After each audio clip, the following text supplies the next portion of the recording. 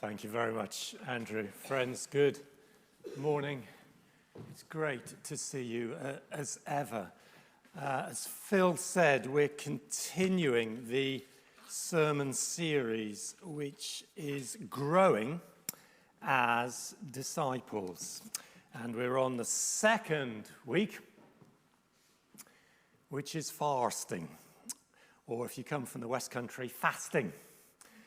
Of course, the same as Cornish pasty, and also Devon-born Sir Walter Raleigh, not Raleigh, but that's another story.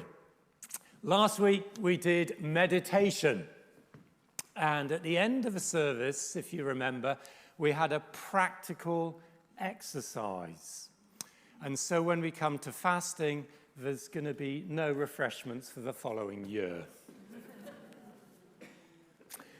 Friends, more seriously, all these sermons are covered in the home group booklets, which all home group leaders have had, and home groups will be wrestling with all these topics right the way through this term, and the questions are tailor-made to the sermons. So if you want to find out more and you're not in a home group, we would love you to join a home group. We have 11 home groups, and that may be your vehicle to grow as a disciple in the beginning of the academic year.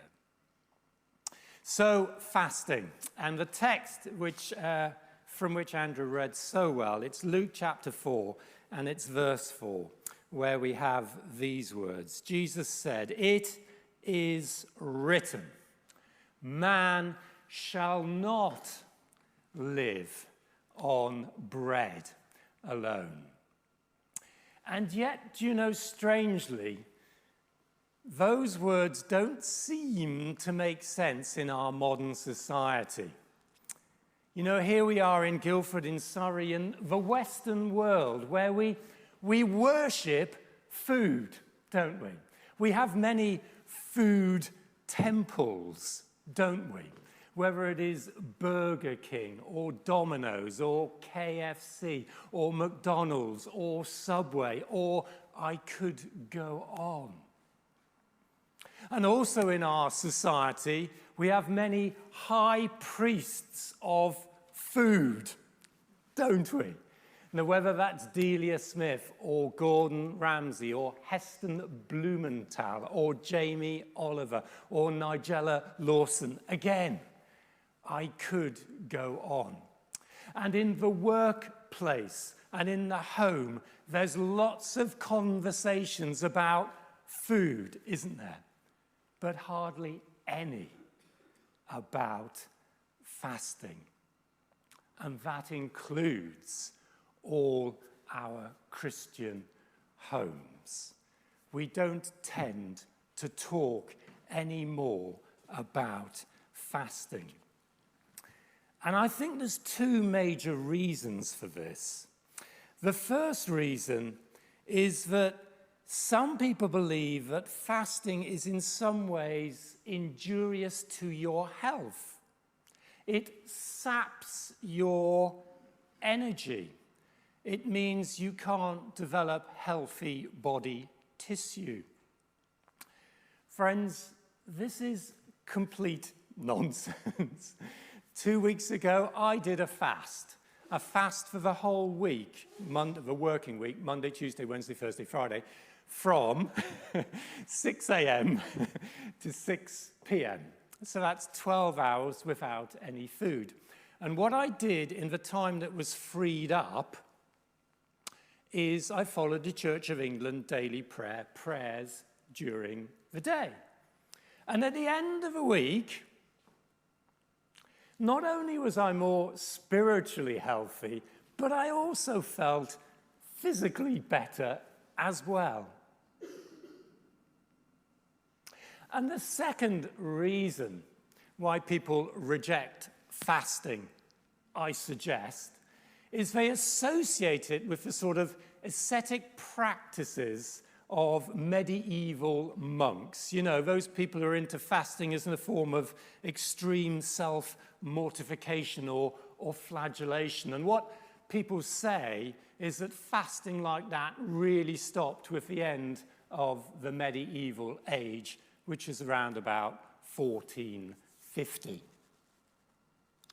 And so, folks, people don't fast. And yet, we should fast. Because if you look at the impact fasting had, it has had a major impact on our society. We can think that the last time we had a revival in our nation, John Wesley fasted, and he wouldn't ordain anyone to the Methodist Church unless they fasted 2 times at least a week. And similar to that, as people of the book, all the biblical heroes, every one of them, from whatever walk of life they were from, at some point, they actually fasted. And whether it is Moses, the lawgiver, or David, the king, or Elijah, the prophet, or Esther, the queen, or Daniel, the seer, or Paul, the apostle, or Jesus, the incarnate Son of God, they all fasted.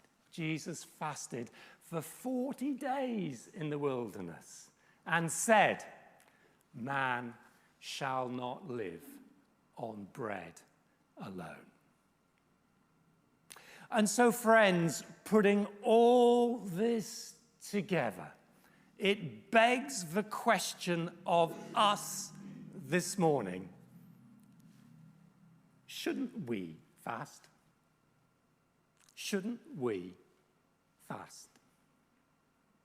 And so what I'd like to do as we navigate this whole area of fasting is I'd like to address the 3 most common questions that are put about fasting. The first question I'd like to address is fasting a command in the Bible? Secondly, I'd like to look at what then is the actual purpose of fasting. And thirdly, how might we do it? So firstly then, is fasting actually a command in the Bible? There are 2 texts which are really significant.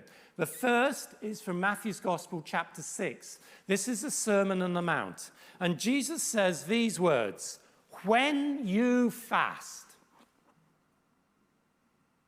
Friends, what is significant about that verse is Jesus doesn't say, "if you fast."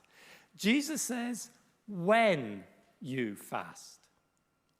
However, to be fair, neither does Jesus say explicitly, "you must fast." The second text, also from Matthew's Gospel, this is Matthew chapter 9, and this is the occasion when the disciples of John the Baptist come to Jesus. The disciples of John the Baptist were fasting, but Jesus' disciples were not fasting. And so the disciples of John the Baptist say to Jesus, "Why do your disciples not fast?"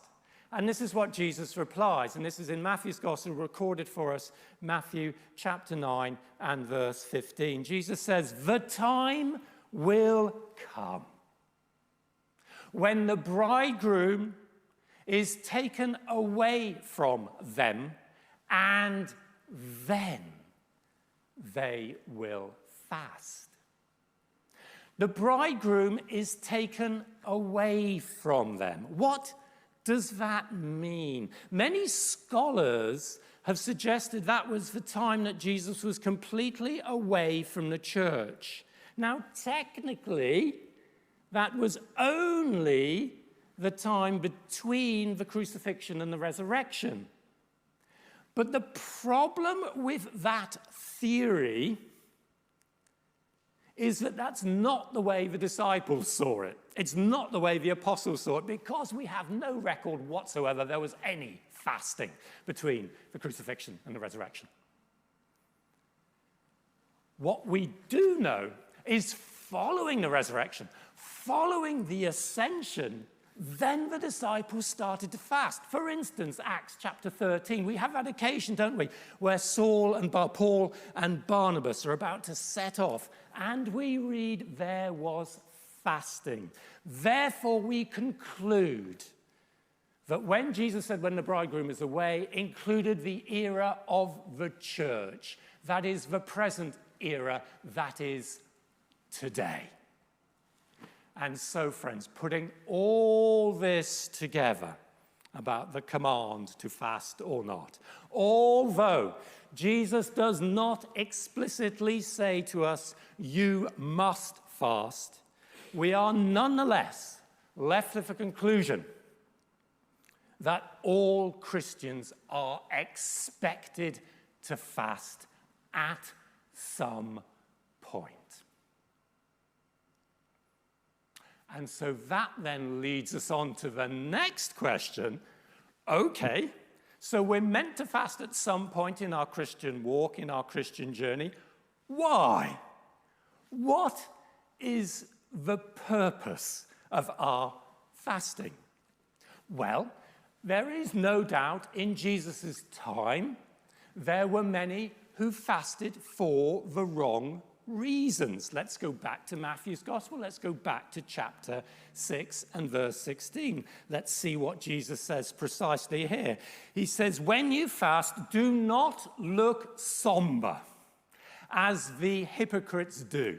They disfigure their faces, so others will know that they are fasting. In other words, Jesus is saying here, don't lord it over people. Don't use it as a form of spiritual arrogance that somehow we're fasting and we're better than you. The same is picked up in Zechariah chapter 7 and verse 5. In Zechariah chapter 7 verse 5, we have these interesting words. God says through the prophet Zechariah, was it really for me you were fasting? And on the surface, it seems, doesn't it, that the people of God were again fasting for the wrong reasons. But, and this is really important, friends, we get this. If we dig a bit deeper into that passage, we get a different interpretation. Let me briefly explain. Zechariah was written when the exiles returned from Babylon back to Jerusalem. While they were in exile in Babylon, they fasted. Why? They fasted because they were lamenting being away from the temple. They were lamenting the destruction of the temple by Nebuchadnezzar in 4 stages. So they fasted on the 4th month, the 5th month, the 7th month, and the 10th month because they were away from Jerusalem. But now, in Zechariah chapter 7, the exiles have returned. They're back in Jerusalem. Nebuchadnezzar has gone. They are now with the temple. They are now rebuilding the temple. And in all honesty, they ask God, do we still need to fast? And God's reply is, through Zechariah, is really important. Because he says, was it for me you were fasting? In other words, friends, fasting doesn't benefit God. Fasting was for you. Fasting was not a chore. Fasting was a gift. Fasting wasn't a curse. Fasting was a blessing. Let me explain how this works. Let's go back to our text. It's Luke chapter 4, verse 4. Jesus says, it is written, man shall not live on bread alone. This is a throwback to Deuteronomy chapter 8 and verse 3. Now, Jesus, knowing what he's doing, he gives them this verse because the next words are critical. Are you ready? It is written, Man shall not live on bread alone. Deuteronomy chapter 8, verse 3 carries on. Man shall not live on bread alone, but by every word that proceeds or comes, in our version of the Bible, but by every word that comes from the mouth of God. What is the word that comes from the mouth of God? It is nothing less than the same power that brought creation into existence. Because in Genesis we read the voice of God, let there be light. God's power is in his word. Man shall not live on bread alone, but by the very power of God. That same power that brought the whole universe into existence. And there's more. Are you ready? There's more. Because we then go into the New Testament, at the beginning of John's Gospel, known as the prologue, and the Word became flesh. And so this very power of God, which formed the universe, is in a human being. Jesus, the visible representation of the invisible God. Jesus, in whom there is all the power of God. And fasting is to get hold of this Jesus. Fasting is not a chore. It's a blessing. It's a gift. It's not a curse. It's a blessing. Fasting is not so much going without something, but making us more able to receive something much better, even Jesus Christ, the power of the universe. And so fasting, man shall not live on bread alone, but feasting on something much, much, much better. Friends, let's move on. Third and finally, this morning, we've had a look at what is fasting command, what is its purpose, finally, how do we do it? Can I suggest, as we grow as disciples, as we seek to be spiritually enriched through fasting and freeing up time and focusing on this, start small, particularly if you're not used to fasting. Maybe just do a 12-hour fast to start with, one day a week, from 6 a.m. to 6 p.m. Or maybe do lunchtime to lunchtime. That's 2 meals that are missed, okay? 24 hours. And then maybe extend it to 2 days a week. And see how you get on. See if there's a breakthrough in the spiritual realm. Notice when Jesus fasted in the wilderness, he ate no food. It does not say he didn't drink water, so please keep drinking water. But fasting on food is not always appropriate for all of us. We may have an important business meeting with a client. We may have a business lunch with a client or an evening meal with a client, and we can't say to them, sorry, I'm fasting. It just doesn't work. We may be in a family situation where fasting doesn't work. So let's be creative. If fasting is going without something, yes, in order to have a deep and spiritual experience, then how else can we fast? The second way that we can fast is to fast from technology. Now, I'm not talking about every technology. I'm talking mainly about handheld mobile technology, I'm talking about, can we go 24 hours without checking our phone, without checking WhatsApp, without checking our favorite BBC weather app, without checking text, whatever? Can we go? And in that time that is freed up, devote yourselves fully to the pinnacle of God's creation, which is other human beings. Look at them in the face. Listen to them. Listen with your eyes. Make them feel that you are hearing what they're saying. And if you do that, friends, I would suggest you will develop your relationships with other people, the pinnacle of God's creation, and thereby with God himself. And third and finally, similar to this, to fast on consumerism. Friends, we're called in the Bible, aren't we, to get alongside the widow, the orphan, the alien, the foreigner. If we are to be full human beings, we need to understand the lives of the hungry, the dispossessed, the economically deprived, the vulnerable. How do we get alongside these people in our Christian journey? Well, again, if we're commuting daily to London, it is very, very difficult to get alongside physically someone who lives in sub-Saharan Africa. However, what we can do is get alongside them spiritually and get alongside and share a tiny bit of their lives. And if we do that, it will energize our understanding, it will energize our intercessory prayer, it will energize and perhaps challenge our giving. Let me give you an example very briefly. Many years ago, a group of us at work did the Mean Bean Challenge. I don't know if anyone did the Mean Bean Challenge. This was a tier fund initiative. And what we did, about 6 of us at work, we committed for the whole week to live with the same amount of food that a girl called Yasmin in Chad, in Central Africa, following a famine in a rural area, we had the same amount of food that she had. So she had a few grams of oats and a few grains of rice and a few beans each day. And that's what we did for the whole week. And in a sense, it was a spiritual blessing because we came alongside what she was going through.